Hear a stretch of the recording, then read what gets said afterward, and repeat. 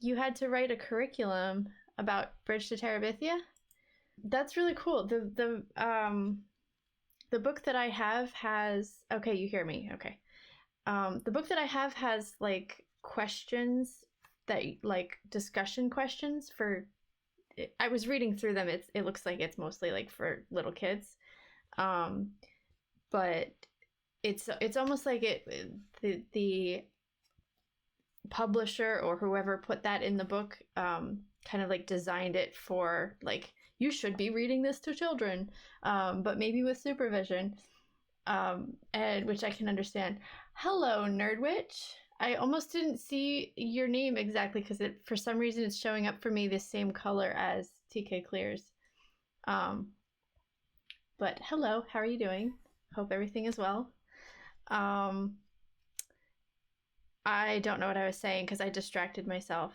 But yes, last week was a doozy. Definitely an intense 2 chapters that we read last week. Chapter 13, Building the Bridge. He woke up Saturday morning with a dull headache.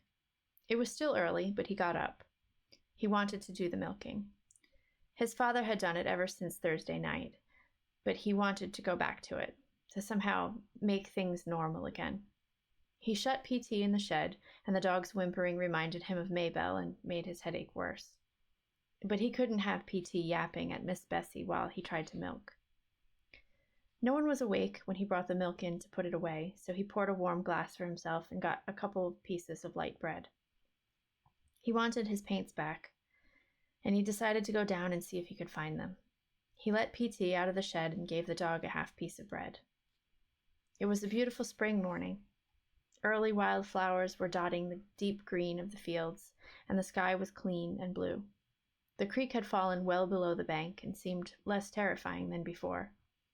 A large branch was washed up into the bank, and he hauled it up to the narrowest place and laid it bank to bank. He stepped on it, and it seemed firm, so he crossed on it, foot over foot, to the other side, grabbing the smaller branches which grew out from the main one toward the opposite bank to keep his balance. There was no sign of his paints. He landed slightly upstream from Terabithia, if it was still Terabithia, if it could be entered across a branch instead of swung into. PT was left crying piteously on the other side. Then the dog took courage and paddled across the stream. The current carried him past Jess, but he made it safely to the bank and ran back, shaking great drops of cold water on Jess. They went into the castle stronghold. It was dark and damp, but there was no evidence there to suggest that the queen had died. He felt the need to do something fitting, but Leslie was not here to tell him what it was. The anger which had possessed him yesterday flared up again. Leslie, I'm just a dumb dodo, and you know it. What am I supposed to do? The coldness inside of him had moved upward into his throat, constricting it. He swallowed several times. It occurred to him that he probably had cancer of the throat. Wasn't that one of the 7 deadly signs? Difficulty in swallowing. He began to sweat. He didn't want to die. Lord, he was just 10 years old. He had hardly begun to live. Leslie, were you scared? Did you know you were dying? Were you scared like me? A picture of Leslie being sucked into the cold water flashed across his brain. Come on, Prince Tarian, he said quite loudly. We must make a funeral wreath for the queen. He sat in the clear space between the bank and the first line of trees and bent a pine bough into a circle, tying it with a piece of wet string from the castle. And because it looked cold and green, he picked spring beauties from the forest floor and wove them among the needles. He put it down in front of him. A cardinal flew down to the bank, cocked its brilliant head, and seemed to stare at the wreath. PT let out a growl, which sounded more like a purr. Jess put his hand on the dog to quiet him. The bird hopped about a moment more, then flew leisurely away. It's a sign from the spirits, Jess said quietly. We made a worthy offering.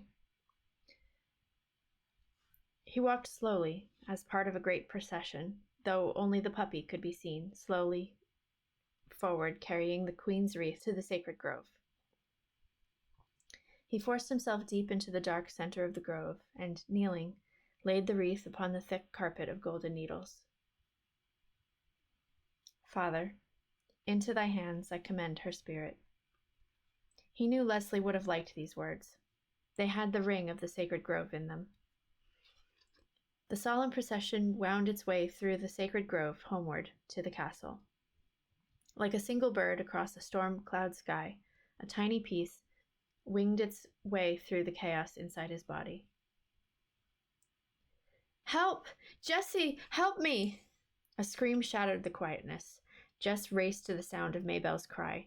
She had gotten halfway across on the tree bridge, and now stood there grabbing the upper branches, terrified to move either forward or backward. "Okay, Maybelle." The words came out more steadily than he felt. "Just hold still. I'll get you." He was not sure the branch would hold the weight of them both. He looked down at the water. It was low enough for him to walk across, but still swift. Suppose it swept him off his feet. He decided for the branch. He inched out on it until he was close enough to touch her. He'd have to get her back to the home side of the creek. "Okay," he said. "Now, back up." "I can't." "I'm right here, Maybelle. You think I'm going to let you fall? Here." He put out his right hand. "Hold on to me and slide sideways on the thing." She let go with her left hand for a moment and then grabbed the branch again. "I'm scared, Jessie. I'm too scared." "Of course you're scared. Anybody'd be scared. You just gotta trust me, okay? I'm not gonna let you fall, Maybelle. I promise you." She nodded, her eyes still wide with fear, but she let go of the branch and took his hand, straightening a little and swaying. He gripped her tightly. "Okay now, it ain't far. Just slide your right foot a little way, then bring your left foot up close." "I forgot which is right." "The front one," he said patiently, "the one closest to home." She nodded again and obediently moved her right foot a few inches. "Now, just let go of the branch with your other hand and hold on to me tight." She let go of the branch and squeezed his hand. "Good. You're doing great. Now slide a little ways more." She swayed but did not scream, just dug her little fingernails into the palm of his hand. "Great. Fine. You're all right." The same quiet, assuring voice of the paramedics on emergency, but his heart was bongoing against his chest. Okay, a little bit more now." When her right foot came at last to the part of the branch which rested on the bank, she fell forward, pulling him down. "Watch it, Maybelle." He was off balance, but he fell, not into the stream, but with his chest across Maybelle's legs, his own legs waving in the empty air above the water. "Phew." He laughed. He was laughing with relief. "What you trying to do, girl? Kill me?" She shook her head a solemn no. "I know, I swore on the Bible not to follow you, but I woke up this morning and you was gone." "I had to do some things." She was scraping at the mud on her bare legs. "I just wanted to find you, so you wouldn't be so lonesome." She hung her head. "But I got too scared." He pulled himself around until he was sitting beside her. They watched PT swimming across, the current carrying him too swiftly, but he not seeming to mind. He climbed out well below the crabapple and came running back to where they sat. "Everybody gets scared sometimes, Maybelle. You don't have to be ashamed." He saw a flash of Leslie's eyes as she was going into the girls' room to see Janice Avery. "Everybody gets scared." PT ain't scared, and he even saw Leslie. It ain't the same for dogs. It's like the smarter you are, the more things can scare you. She looked at him in disbelief. "But you weren't scared."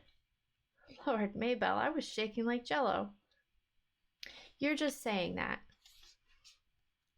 He laughed. He couldn't help being glad she didn't believe him. He jumped up and pulled her to her feet. "Let's go eat." He let her beat him to the house. When he walked into the basement classroom, he saw Mrs. Myers had already had Leslie's desk taken out of the front of the room. Of course, by Monday, Jess knew, but still, at the bus stop he looked up, half expecting to see her running up across the field, her lovely, even, rhythmic run. Maybe she was already at school. Bill had dropped her off, as he did some days when she was late for the bus. But then when Jess came into the room, her desk was no longer there. Why were they all in such a rush to be rid of her? He put his head down on his own desk, his whole body heavy and cold. He could hear the sounds of the whispers, but not the words. Not that he wanted to hear the words. He was suddenly ashamed that he'd thought he might be regarded with respect by the other kids, trying to profit for himself from Leslie's death. I wanted to be the best, the fastest runner in the school. And now I am. Lord, he made himself sick. He didn't care what the others said or what they thought, just as long as they left him alone, just so long as he didn't have to talk to them or meet their stares. They had all hated Leslie, except maybe Janice. Even after they'd given up trying to make Leslie miserable, they'd kept on despising her, as though there was one of them worth the nail on Leslie's little toe. And even he himself had entertained the traitorous thought that now he would be the fastest. Mrs. Myers barked the command to stand for the allegiance. He didn't move. Whether he couldn't or wouldn't, he didn't really care. What could she do to him, after all? Jesse Aarons, will you step out into the hall, please? He raised his leaden body and stumbled out of the room. He thought he heard Gary Fulcher giggle, but he couldn't be sure. He leaned against the wall and waited for Monster Mouth Myers to finish singing "Oh Say Can You See" and join him. He could hear her giving the class some sort of assignment in arithmetic before she came out and quietly closed the door behind her. Okay, shoot. I don't care. She came over so close to him that he could smell her dime store powder. Jessie. Her voice was softer than he had ever heard it, but he didn't answer. Let her yell. He was used to that. Jessie, she repeated. I just want to give you my sincere sympathy. The words were like a Hallmark card, but the tone was new to him. He looked up into her face, despite himself.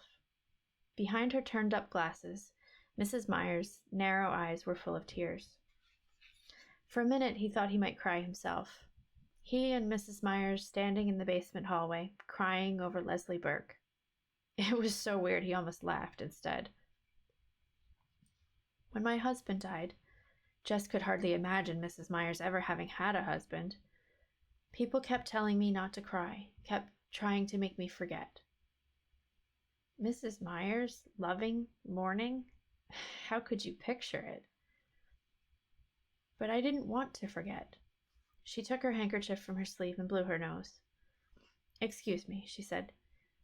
This morning, when I came in, someone had already taken out her desk. She stopped and blew her nose again.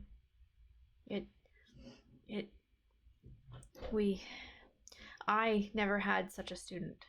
In all my years of teaching, I shall always be grateful. He wanted to comfort her. He wanted to unsay all the things he had said about her, even unsay the things Leslie had said. Lord, don't ever let her find out. So I realize, if it's hard for me, how much harder it must be for you. Let's try to help each other, shall we? Yes'm. He couldn't think of anything else to say. Maybe someday, when he was grown, he would write her a letter and tell her that Leslie Burke had thought she was a great teacher or something. Leslie wouldn't mind.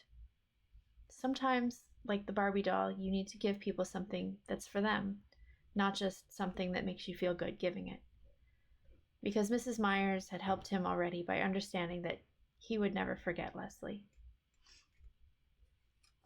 He thought about it all day, how before Leslie came, he had been a nothing, a stupid, weird little kid who drew funny pictures and chased around a cow field trying to act big, trying to hide a whole mob of foolish little fears running riot inside his gut.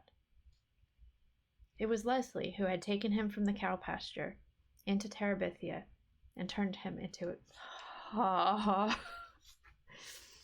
Okay, I think everybody's back from the ad break. I didn't see that it had started, so I just kept reading, so I think I need to go back a little bit. But that's fine because I was about to cry, so we'll go back and do it again. He couldn't think of anything else to say. Maybe someday when he was grown, he would write her a letter and tell her that Leslie Burke had thought she was a great teacher or something. Leslie wouldn't mind. Sometimes, like the Barbie doll, you need to give people something that's for them, not just something that makes you feel good giving it. Because Mrs. Myers had helped him already by understanding that he would never forget Leslie. He thought about it all day, how, before Leslie came, he had been a nothing, a stupid, weird little kid who drew funny pictures and chased around a cow field trying to act big, trying to hide a whole mob of foolish little fears running riot inside his gut. It was Leslie who had taken him from the cow pasture into Terabithia and turned him into a king. He had thought that was it. Wasn't king the best you could be? Now it occurred to him that perhaps Terabithia was like a castle where you came to be knighted. After you stayed for a while and grew strong, you had to move on. For hadn't Leslie, even in Terabithia, tried to push back the walls of his mind and make him see beyond to the shining world, huge and terrible and beautiful and very fragile? Handle with care everything, even the predators. Now it was time for him to move out. She wasn't there, so he must go for both of them. It was up to him to pay back to the world in beauty and caring what Leslie had loaned him in vision and strength. As for the terrors ahead, for he did not fool himself that they were all behind him, well, you just have to stand up to your fear and not let it squeeze you white. Right, Leslie? Right. Bill and Judy came back from Pennsylvania on Wednesday with a U-Haul truck. No one ever stayed long in the old Perkins place. We came to the country for her sake. Now that she's gone. They gave Jessie all of Leslie's books and her paint set with 3 pads of real watercolor paper. She would want you to have them, Bill said. Jess and his dad helped them load the U-Haul, and noontime his mother brought down ham sandwiches and coffee, a little scared the Burkes wouldn't want to eat her food, but needing, Jess knew, to do something. At last the truck was filled, and the Aaronses and the Burkes stood around awkwardly, no one knowing how to say goodbye. Well, Bill said, if there's anything we've left that you want, please help yourself. Could I have some of the lumber on the back porch? Jess asked. Yes, of course. Anything you see, Bill hesitated, then continued. I meant to give you PT, he said, but he looked at Jess and his eyes were those of a pleading little boy. But I can't seem to give him up. It's okay. Leslie would want you to keep him. The next day after school, Jess went down and got the lumber he needed, carrying it a couple of boards at a time to the creek bank. He put the 2 longest pieces across the narrow place upstream from the crabapple tree, and when he was sure they were as firm and even as he could make them, he began to nail on the cross pieces. What's you doing, Jess? Maybelle had followed him down again as he had guessed she might. It's a secret, Maybelle. Tell me. When I finish, okay? I swear on the Bible I won't tell nobody, not Billie Jean, not Joyce Ann, not Mama. She was jerking her head back and forth in solemn emphasis. Oh, I don't know about Joyce Ann. You might want to tell Joyce Ann sometime. Tell Joyce Ann something that's a secret between you and me? The idea seemed to horrify her. Yeah, I was just thinking about it. Her face sagged. Joyce Ann ain't nothing but a baby. Well, she wouldn't likely be a queen first off. You'd have to train her and stuff. Queen? Who gets to be queen? I'll explain it when I finish, okay? And when he finished, he put flowers. Oh, I'm gonna cry. And when he finished, he put flowers in her hair and led her across the bridge, the great bridge into Terabithia, which might look to someone with no magic in him like a few planks across a nearly dry gully. Shh, he said. Look. Where? Can't you see him? He whispered. All the Terabithians standing on tiptoe to see you. Me? Shh, yes.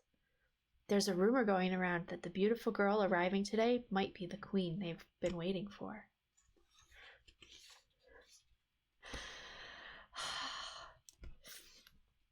Okay, I'm gonna cry. Oh, that was beautiful.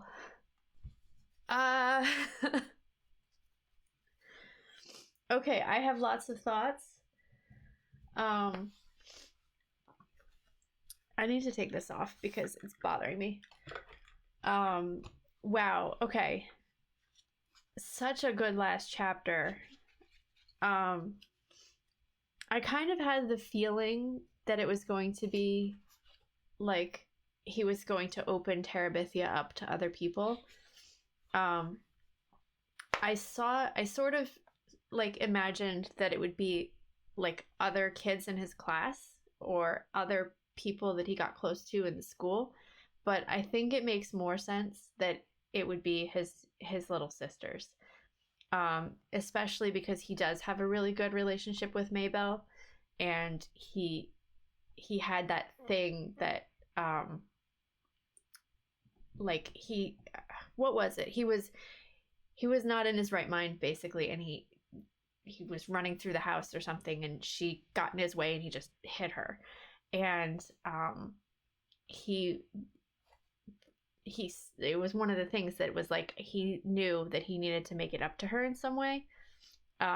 So the fact that they kind of like tied up that loose end with this, that makes perfect sense. And then kind of like an inheritance sort of way, it makes sense that the youngest, the baby, I think she was 4, so not really a baby, but I guess in their mind, she's a baby. Joyce Ann would be the next one after that. Yeah, so I liked that they tied up that loose end, like basically put a bow on everything. And the fact that he was able to kind of pull some imagination from himself, the way that he was always there and sort of letting Leslie do all of the like imaginary stuff, and he just kind of like joined in. But for it to come from him now is a really nice turn as well. And then the whole like just putting flowers in her hair, that's just so like, I don't know, a really nice like brother sister, like a perfect big brother kind of move. I really like that, and I did almost lose it at the Leslie took him out of the cow field and turned him into a king. Dagger to the heart. Yeah, so overall this is a fantastic book. I feel like I wish people had pushed me to read it when I was a kid, but I don't know if it would hit the same way if I read it as a kid. So anyway, very good book. High applause all around. I think I'm going to read there's some questions at the back. There are questions for like kids that have read the book, and like Alan and Bill the Duck. I lurk. I hope you are well. Hello, happy lurk. Thank you for being here. Also, very cool emote. Nerdwitch says it hit me. Um, Nerdwitch, did you read it as a kid, or did you read it when you were older?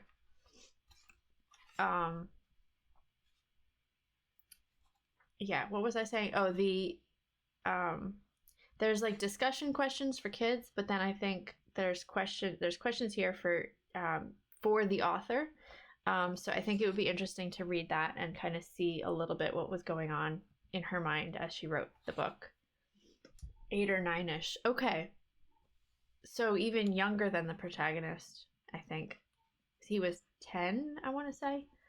My mom's notes say she only taught it to 7th grade. Yeah. I want to say that because I never read it when I was a kid, but I remember some of my classmates doing a book report on it. And I want to say that was like either 4th or 5th grade. So we would have been, I guess, the same age as Jessie and Leslie. 11 to 12 years old in 7th grade. Yeah, I feel like 7th or 8th grade is a like an okay time. That was when I started reading books where like characters died and things that like dealt with death a little bit more. I think before that I read more of like adventure type books, like the character goes on a journey, but not necessarily that there's somebody who dies in it. Questions for Katherine Paterson.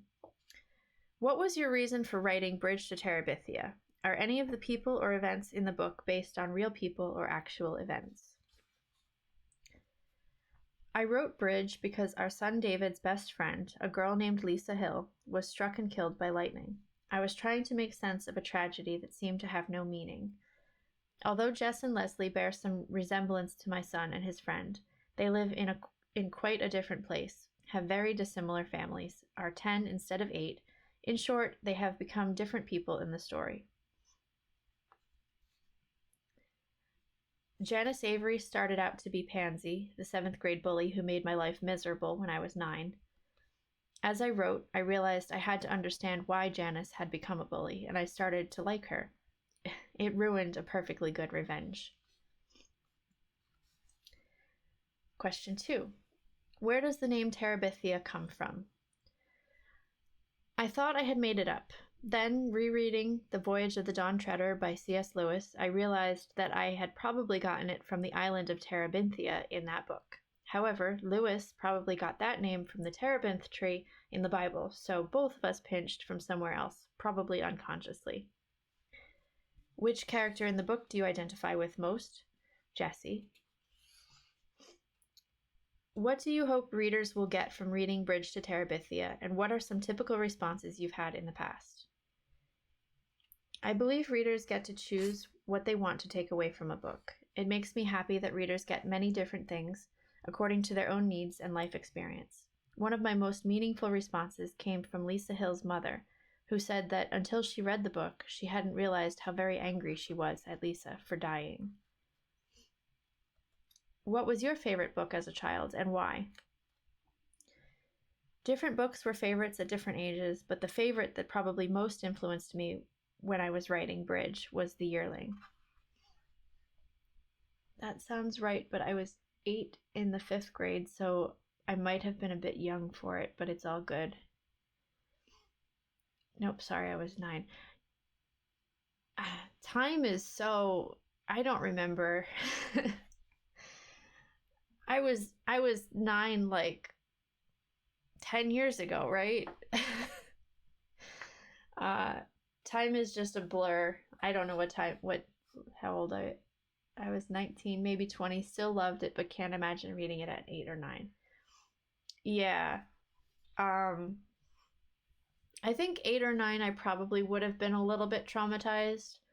By maybe 12 or 13, I would have like eaten it up. Because that was around the like 12, what did you say? 12, 11 or 12 is 7th grade. So 13, never mind, that'll be 44 next. Yeah.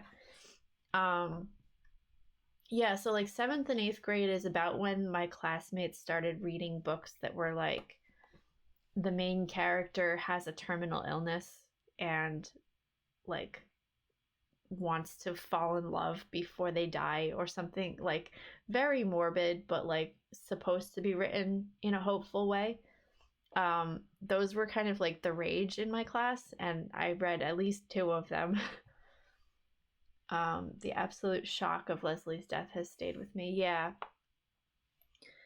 Um, it was written in a way that I think accurately portrays like the shock of anyone close to you dying. Like that's always gonna stay with you, but it was written so that you really do feel like you know Leslie and you're like best friends with her, just like Jessie is.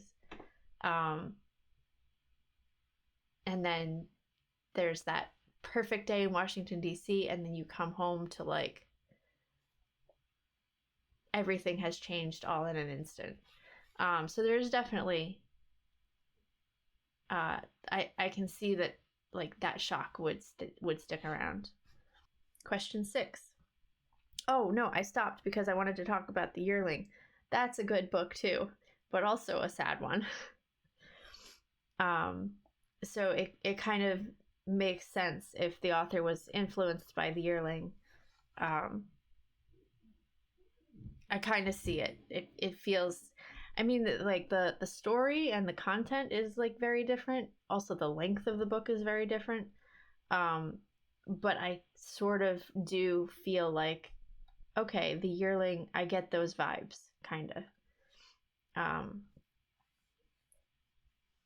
Almost like the 2 books are written by similar souls, even though the story itself is very different.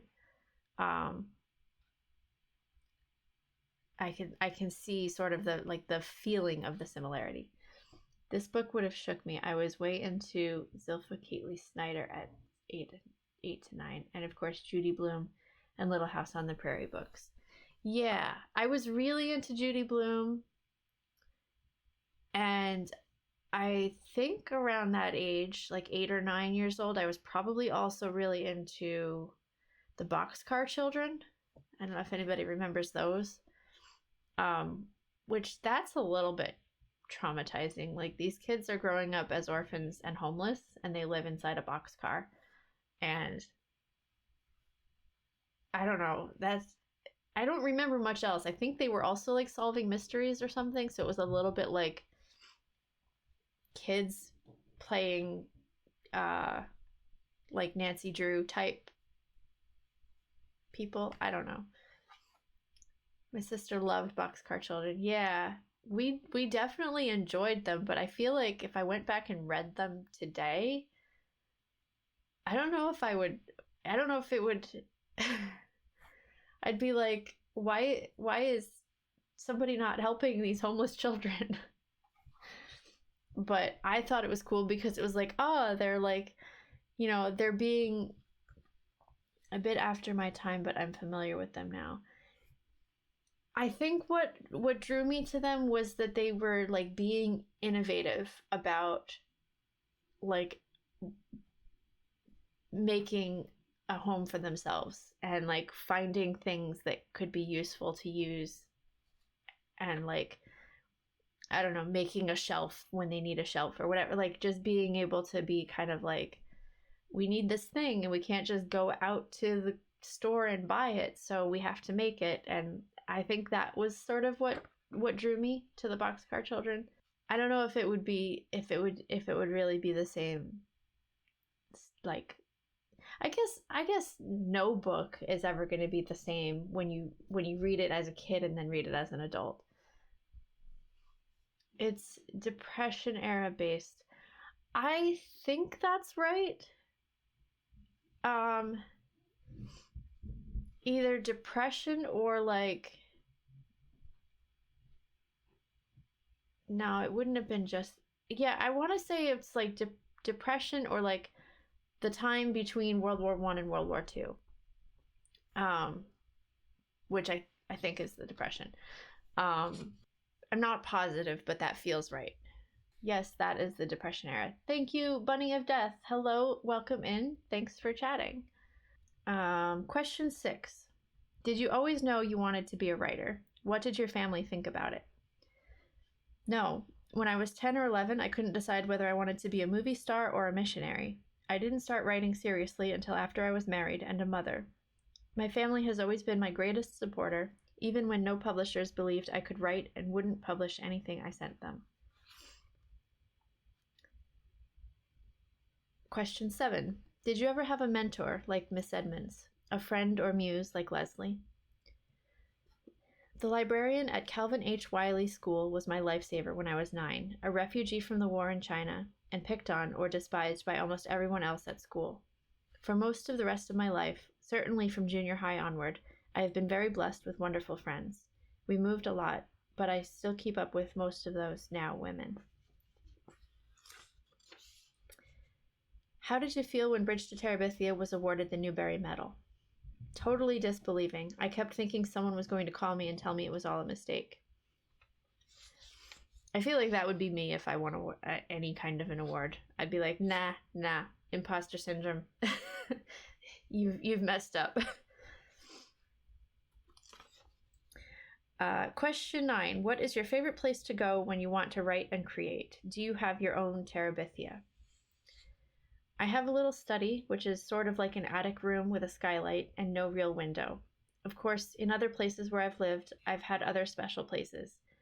I think after you are grown, Terabithia is more inside you than outside you. That's sweet. I think I have kind of a version of Terabithia, and it was definitely more external when I was a kid and internal as an adult, I want to say. I had a place in the woods as a kid that I named Terabithia after I read the book. That's cool. You actually had a Terabithia. She is an amazing writer, yeah. Round of applause for Katherine Paterson's Newbery Medal Award-winning Bridge to Terabithia. I thoroughly enjoyed it, and the last 3 chapters, I was like, I'm gonna cry. Hi there. Thanks for joining our book club. If you'd like to join the conversation, I would love it if you would leave us a comment. And if you'd like to see more, check out the playlist.